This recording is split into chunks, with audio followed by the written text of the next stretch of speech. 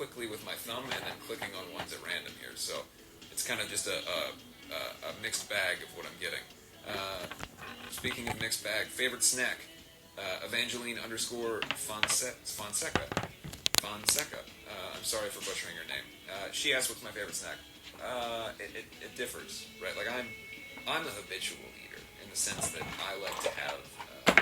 I guess I should say, well, everyone's a habitual eater. You should have the habit of eating. I'm a ritualistic eater, I should say. I have like a thing that I love exclusively for like 6 months or less, and it's the only thing I'll eat, and then I move on to something else.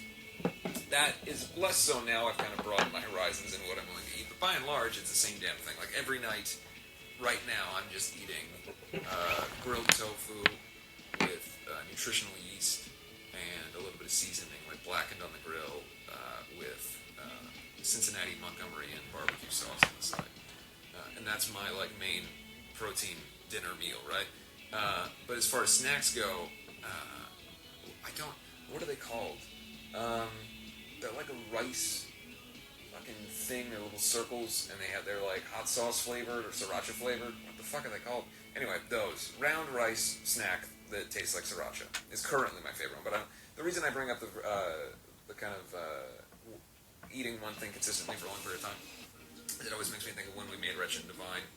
I had this weird thing where I was eating 2 things every single day. Now, this is a different time in my life, and I was hugely unhealthy at this time, but, you know, it also wasn't affecting me at all, because I was like 10 years old, so, you know, there was no adverse effect. I would go, before I drive to the studio every day, I lived at the time in downtown Los Angeles, and we were working at the time in Woodland Hills, which is, for those of you who don't live in the LA area, during rush hour or any other time, that can take sometimes up to 2 hours in the car. So I would stop between downtown to Hollywood. I would stop at Hollywood and go to Panda Express and get the extra large size of the orange chicken, and I would then eat it in my lap on the way to the studio.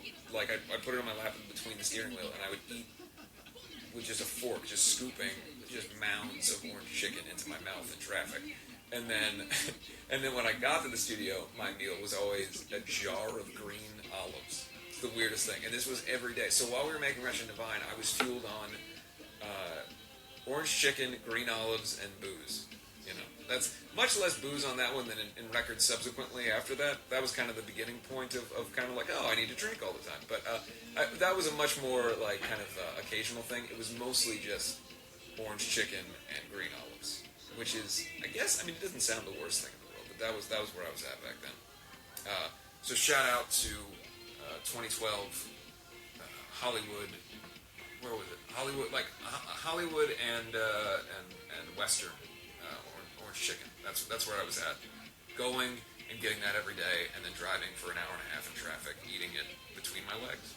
That was it. What a weird way that I took this question. I went in so many different directions with it. All right, now back to the random scroll of questions here. What are we gonna land on? What will we land on? This one. What new music have you listened to lately?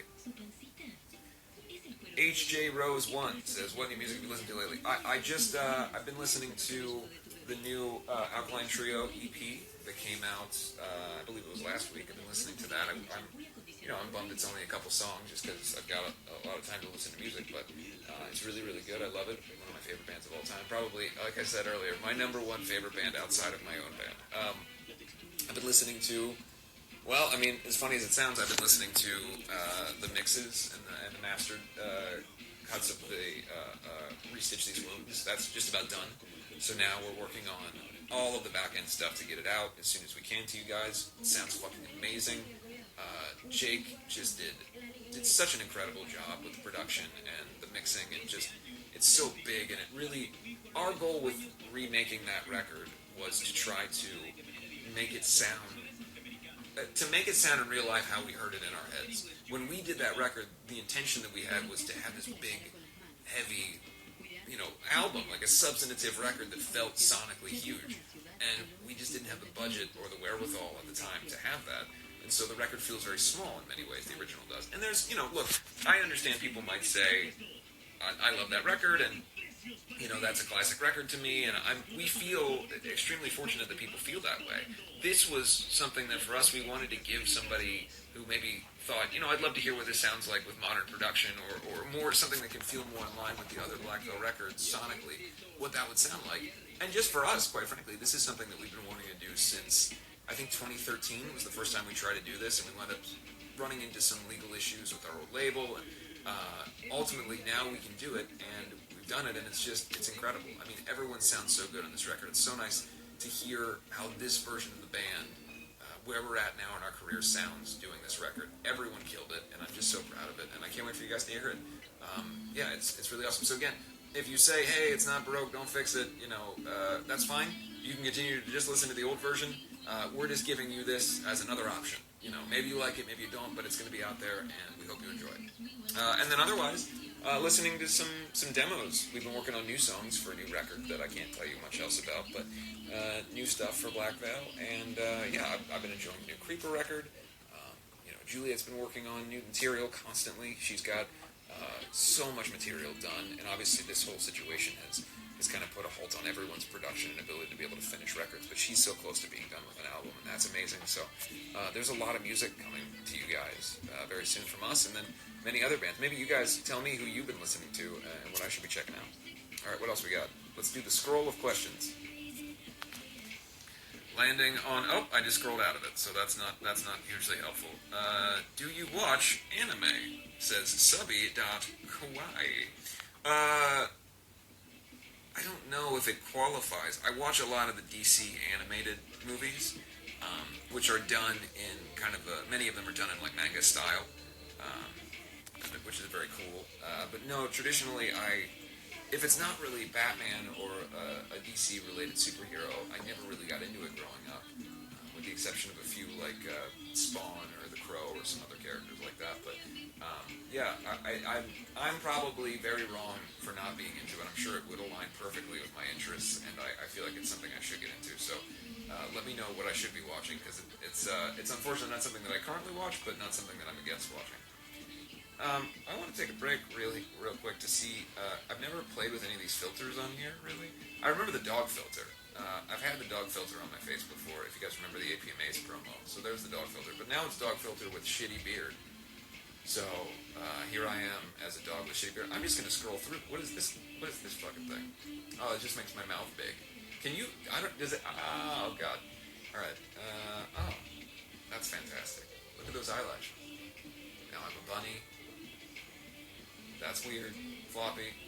This is the kind of content you guys wanted. Now I look like I'm in the what's the music video?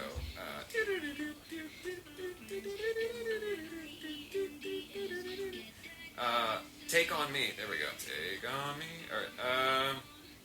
This is just the sun. There he is. There's that fucking... Oh, I guess I can't look at him. Can't see him. He looks away. He's very bashful. He's a bashful son. Loving. Alright, I'll do this for 8 more seconds and then I promise I'll stop. I just want to play with this. Oh, that's just scary. And that's all the options that are presented to me. It says tap face. It doesn't really do anything when I tap my face. That's not my star sign. Alright, we're done with this. I apologize. My apologies for wasting everyone's time. Alright, now I'm just blurry. Alright, how do we get back? There we go, back to normal. Alright, okay, so... Do I watch anime? I already covered that. Alright. Oh, I kind of like the dog. I'm going to do some with the dog face on, I think. Let's do a few dog face. There we go. Scrolling. Favorite Motley Crue album?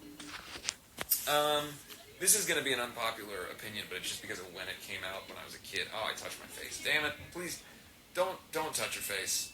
I'm trying so hard not to touch my face. I gotta take this dog face off. I'm trying so hard not to touch my face, but I find it apparently nearly impossible not to. So, I'm really trying. We've talked about it. I'm sure you've heard people saying and agreeing with the concept that when you tell someone to not touch their face, it's apparently impossible not to touch your face. So, conceptually, that's kind of where I'm at. But that has nothing to do with the question you asked. The question you asked is, what's my favorite Motley Crue album? My favorite Motley Crue album is Generation Swine. I know it's not a popular album, I know it's not their best album, but it was the record that came out when I was the right age for it. I had the cassette tape. I listened to it every single day. I learned every word. I think Afraid is one of my favorite rock songs of all time. So that is my favorite. It's weird, right? No one wants me to say that. No one wants anyone to say that Generation Swine is their favorite record. I actually told, like a fool, I told Mick Mars this, like maybe 4 or 5 years ago. A lot more than that, but like 6, 7 years ago. I was at his house writing a song with him and working on his solo record at the time. And he was like, yeah, we were just talking, chatting, and I said, you know what?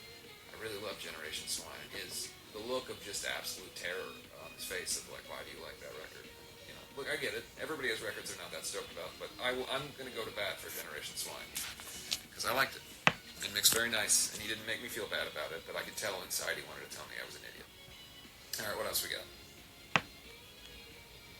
I don't know what that says. Different languages. Scrolling. Favorite Misfits song?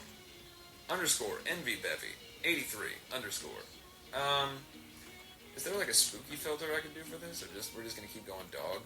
I mean, I guess this one is kind of scary, right? Like, ooh, Jerry. All right, no, that's not right. I should stop fucking with the filters. I'm just enjoying it. It's funny. I don't know. I mean, look at that. I don't even have a face anymore. There's literally no face there. All right, I'll stop doing this. People are surely tuning out at this point. All right, my favorite Misfits song is. Probably historically would be Dig Up Her Bones off of the American Psycho record. But I'm also a big fan of the Danzig era Misfits as well. Obviously, what people call the true Misfits. Just because, again, my age bracket, I really loved the Graves era Misfits when I was a little kid, and so that holds a special place in my heart. But overall, I would say that maybe. Really, anything on Walk Among Us from the Danzig era is good. But I also like some of the more rare cuts, like Blues Night Out.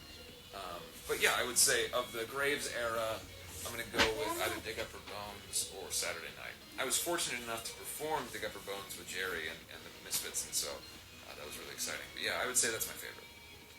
All right, what else we got here? Scrolling. Would you come someday to Vienna, or would you come to Vienna someday? Yeah, I believe we've been to Vienna before. I intend for us to go back everywhere that we've been. Our plan is to tour as much as we can internationally. It's been a long time since we've played a lot of places, and once we're able to, we plan to go everywhere that we're allowed to go. So yeah, let's do it. Vienna, anywhere that we can do a show. All right, scrolling and clicking at random on where are we landing. What's my first tattoo? My first tattoo, DPARACHININIIIIIIII. My first tattoo was this, the Alkaline Trio logo. I got it done when I was about 16, I believe it was. And my dad signed the waiver for me to be able to get it done. I drew this version of the logo in study hall. No, I wasn't even studying. I was just in regular class. I just didn't ever pay attention. Towards the end of my high school days, and I knew that I wanted to get a tattoo. And thankfully, my dad had some tattoos and was cool with it, and he took me to get it. And that's it. That was my first guy. Was the Alkaline Trio logo. What about you? What was your first tattoo? All right. We're gonna scroll. Where are we gonna land? Will Average Joe ever return? Jesse Joe 02 says. Yeah, actually, we've been talking about it recently, just because a lot of years have gone by, and we think it would be funny. Obviously, for those of you who don't know, the series that we shot ends on "Who Is All a Dream" in Abraham Lincoln's head, and so we really can go anywhere that we want with the series. But yeah, our intention is to bring it back at some point. We wanted, for a long time, we talked about doing a movie, like a long form feature. But yeah, I think the odds are good that we will end up bringing that back someday in some form or fashion. But you really got to talk to Joe. He's the mastermind behind the whole thing. I'm just the guy who plays the asshole, the heightened asshole version of myself. Let's see, scrolling and landing on From the Night EP. Which of the two songs is your favorite? It says Eric _26M. there's only two songs, so it's very hard to choose one of the two. I would say, more than likely, my absolute favorite would be both of them. Because there's only two, man. Like, I like them. I like them both. There's my face. Very close to my face. Alright. What else we got here? What else we got? Alright. Oh, now I'm blurry again. How do we get that off? There we go. Clicking on the wrong shit. Alright. Do you like Marvel movies? Says killer.rock_. Yeah, I really do. I was not a fan of the Marvel characters growing up in the comic books. I was very much a staunch DC guy. And, you know, my history has probably shown that. But, yeah, I do actually like the Marvel movies. Juliet is a huge fan of the Marvel Cinematic Universe. And so her enjoyment for them has kind of led to me seeing all of them. And I gotta say that they're really good. And they've actually set kind of an unfair standard for me with what I wish a lot of the DC movies would do. I was so pleased with Birds of Prey because it felt very much like it had the fun of a comic book in the way that a lot of the Marvel movies do. I like my Batman movies dark and brooding, but I like to see some of the other DC characters have a little bit more fun. And I thought that Birds of Prey. First of all, I thought it should have been called Harley Quinn because it's very minorly a Birds of Prey movie. It's almost not at all Birds of Prey. But I think that overall that is one of the better movies, the Harley Quinn Birds of Prey. So yeah, I really enjoyed that. That's not. Somehow your question about Marvel came back to me answering about a DC movie. Anyway, all right. What else we got? Who is your fave sportsman? I'm not totally sure what a sportsman is. There is a hotel in Los Angeles called the Sportsman's Lodge that many of the cast and crew were put at during American Satan. I lived in LA, but I knew that some of the other members of the cast were staying at the Sportsman's Lodge. John Bradley, who was first of all, one of the nicest people in the whole world, and we stay in contact, and he's a good friend, and I see him when we're out there. He was staying at the Sportsman's Lodge. So I'm going to say John Bradley West in American Satan, in Game of Thrones, one of the best dudes ever. He's my favorite sportsman, because he stayed at the Sportsman's Lodge. Alright, what else we got? Andy. Hi, Andy. Hi, Andy. This is from _Elbon_. He says, she says, they say, hi Andy, how do you do your screen? I don't actually know. Like, I don't actually know the correct process to do it. It's one of those things where, in the studio, it's sometimes hard for me to do it the way that I want to because I think about it a little bit too much. Whereas live, I tend to just have it come to me naturally. I just make that noise. I don't actually, it's terrible that I can't give you adequate advice on this, but I don't know how I do it so much as I just do it. And I've been doing it since I was a teenager, so it's just something that I do. Best advice I can give, just keep trying to make that noise until your body makes it. Sure, don't hurt yourself, but figure out a way. I think they call it like vocal fry or this other thing. When I was younger, the big thing that everybody would do that I never did and couldn't figure out how to do it was what they called inhale screaming, which is like you're breathing in rather than out. I could never figure it out adequately, so I never was able to do that. But that's one way people do it: is inhale screaming. So I guess you can try that. I suppose inhale screaming can't really hurt you. But then again, I'm sure I'm speaking completely out of school, and it's very dangerous. And I apologize if you get injured for doing it. So just don't listen to me at all. Basically, is what I'm saying. Clicking quickly on Sarah.Cranen. Why did you choose to play metal music and not another genre? Well, I mean, in my life I kind of have. Obviously, Andy Black is not metal. My solo stuff. Hard rock and heavy metal and the like has kind of been a big part of my life, like we talked about Batman or whatever else, since I was a very young kid. And so my introduction to music was through Kiss. I saw Kiss as like the same way I saw Batman. They were superheroes. And so the music that they made became really important to me in the same way that all the other music that my dad had introduced me to, whether it was Aerosmith or AC/DC or you know, later on punk bands or whatever it is, Sex Pistols, they were all things that were important to me as a kid. And so that became kind of naturally what I gravitated towards. And then as I got older, I found that my sensibilities and the things I enjoyed the most about the world around me, I could funnel them through that type of music more effectively than anything else. The angst and the emotion and the aggression that I was feeling when I was younger was very easily channeled through that type of music, and so it became kind of an easy path for me to take to find the thing I loved and to be able to do it on a routine basis and do it professionally. And then as I got older, my interests in music kind of went all over the place. And so the reason that I started doing the Andy Black Project was to be able to play some of those other types of music that I love. You know, as a kid, my dad was very much into hard rock and heavy metal, but my mom was also very heavily into more pop-oriented music, whether that was Bruce Springsteen or James Taylor or Cat Stevens, and so I had a love for that kind of music as well, and so I kind of wanted to be able to do all of it. So, long story short, short question answered in a very long way, as I'm one to do. I think it was just the thing that my heart gravitated towards the most, and then I was lucky enough to meet Jake and Jinx, and they were metal guitar players, and CC being a metal drummer, and obviously they can play other elements. Look at all the incredible things that everyone in the band can do when it comes to scoring movies or DJing or whatever it is. You know, they have these capabilities, but their first passion was metal music and hard rock music, and so we all kind of came together on that, and that's kind of how we got started. All right, what else we got here? Scrolling my thumb, clicking on questions. This is fun, by the way. I like this.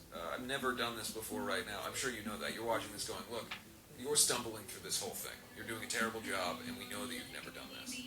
And I want to say, look, get off my back, random pretend person that I've made up right now. All right, favorite song to perform from Shrek Caesar. Right now, one of my favorite songs to perform is probably... I love Faithless just because we tend to put it at the top of the set, and it's such a high-energy song. It's such a fun... You come out and you feel the energy of the crowd, and everybody's excited. So in that regard, Faithless is one of my absolute favorites. I love doing Lost It All live, just because the energy of hearing everyone sing that song. That song means so much to so many people in our audience, and it means so much to us, and it was such an important song for us. So to play that live and to hear everyone sing, it's just incredible. So I would say that those are two of my favorites to play, Faithless and Lost It All. What is your favorite song to hear us play live? Would be another question. But I can't ask you questions because I don't know how. What else we got here? Scrolling. Will I come to Greece someday? Yes, we will try to go everywhere that we can. I absolutely intend on going everywhere we can to see you guys, regardless of where that is. I realize I didn't click on that question, but thank you for that question. What song are you disappointed in that you've made? It says, it's Jayla Boswell. I don't know if disappointed is the term, but there's always songs that you attempt to have come out the way that you hear them in your head, and sometimes they don't. I think a lot of the fourth record, for me personally, feels not disappointing. The fourth Blackwell record, not disappointing, but the final product doesn't sound like how I heard it. There's some things like Walk Away. I think ultimately the production on it, like what we did, was fantastic. But I heard so much and wanted it to be so big, and we worked so hard on that from an execution standpoint, and I'm not trying to blame anybody, the people who worked with were incredible. It doesn't, whenever I listen to it, it doesn't fully match up with exactly how I wanted it to be, but there's also a beauty in that, because sometimes you set out to make a song one way, and the process of making it can have it land in a place that is really enjoyable, and with the end result. But yeah, that's one for me that always there's so much more. Another one is on that record, World of Sacrifice. The demo for World of Sacrifice, we were never able to kind of recapture the magic that was in the demo with the version of the record. And so that's another one where we were constantly like, what are we not doing that's in the demo? How can we make this happen? And it turns out we put everything in there. It just didn't have the same, not to sound too stupid, but the same kind of energy to it. So yeah, there's moments on every record that you feel like, not quite. But fortunately, many records that we've made, I felt 100% on. So most records that we've made, I felt very, very much like this is the product that we want to put out there, and we hope people enjoy it, and we're very proud of it. There's still moments where you go, wish we could make that sound different, or we didn't quite nail that. But at the end of the day, it's once the record is out, it's not really so much up to the band or the artist to determine how they feel about it. It's up to the audience to see how they respond and what that record means to them. So it's kind of selfish in a way for me to sit here and be like, we did that wrong, because that song to you might mean a lot, and I don't want to take that away from you or anybody else if you enjoy that song. So I'll shut up about this now. All right, what a pause. Oh, I paused due to poor connection. I'm not sure why. Am I still here? I think I'm still here. All right. If I'm not still here, I don't know what to do. All right, scrolling. What do we got? All right. It says I paused for bad connection again. Opinions on My Chemical Romance. Caitlin Lindia's 03. I think My Chem is one of the greatest bands of all time, and certainly to me the most important band to the era that I kind of came of age in. When I was in high school and the kind of era when they were first really breaking onto the scene, I mean, look at how much they've meant to the world of music with for how short of a period of time, relatively speaking, that they existed and were active until now. What they've done, I mean, I think I've said before, I think Gerard is one of the most interesting minds and someone that I really connect with on the way that he works and his interests that he has. And fortunately, I've been able to work with him over the years in the capacity of writing and just getting to sit with him and draw pictures and talk about comic books and everything. I feel very fortunate that I've been able to kind of pick his brain in that way before, and I just think that they're so incredible, and I'm such a fan. And I've said before, the thing about that band is, for me, I actually wound up kind of missing the boat on the initial first wave of their success, because when I was in high school, I thought it was way too punk rock and cool to like any contemporary band that everybody thought was good. So I was all about, like psychobilly bands that nobody had heard of. And so I remember girls in school saying, "Oh, My Chem's the best band." And I was like, "Ugh, no way." And then later I found them, and I even, not even to the point where I didn't listen to them in high school, but I didn't have the same appreciation for them until I was a little bit older and what they are and what they've meant to the world of music. And so I'm just such a huge fan, and it was great to see them come back, and that show that they did in LA a couple months ago, and hopefully they're able to get those shows that they had coming in the world rescheduled at some point, because I know that they had to cancel quite a few. I'd love to be able to play with them one day, and just because of a personal experience we've had with Gerard and Mikey. Obviously Gerard and Mikey were both on my Shadow Side record. Mikey played on quite a few songs on that record, and so it would be great to get to play with them. All right, what else we got here? Do you listen to Avenged Sevenfold? Says Shiloh Zeller. Sorry for mispronouncing it. I said Zella at first. Yes, I mean, again, that's another band that I think was hugely influential in. I don't think it's any secret that they've been a big influence on Black Folk, particularly early in the band's kind of musical trajectory. We were very heavily influenced by City of Evil record and subsequent albums that they've done, and we've toured with them.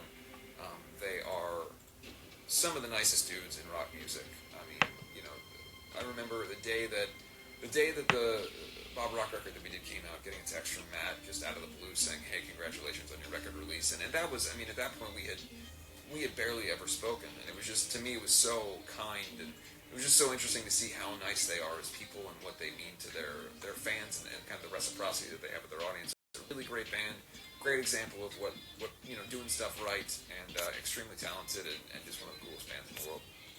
All right, what else we got here? I can't get to the questions. All right. What time is it for you? It is 2:47.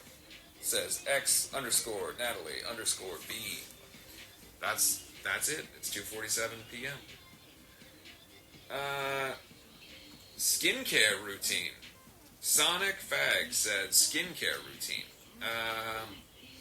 First of all, the name that you have there is something that perhaps I was not interested in saying. I was just reading the name. I want to be very clear. I don't know what to say here, because I wasn't trying to say anything offensive. I was just reading the name here. Please understand that I really wasn't trying to say anything to upset anybody. I really want to be very clear about that. That is that person's username. I wasn't really paying attention when I read it. My apologies if I upset anybody. Now, they did ask about skincare routine, and for that I want to say I didn't really have one for a long time, and I was able to, honestly, through Julia, find things that you put on your face. So now I wash my face all the time with like a fancy wash. I use like a moisturizing what is it fucking called? like a vitamin C serum on my face, and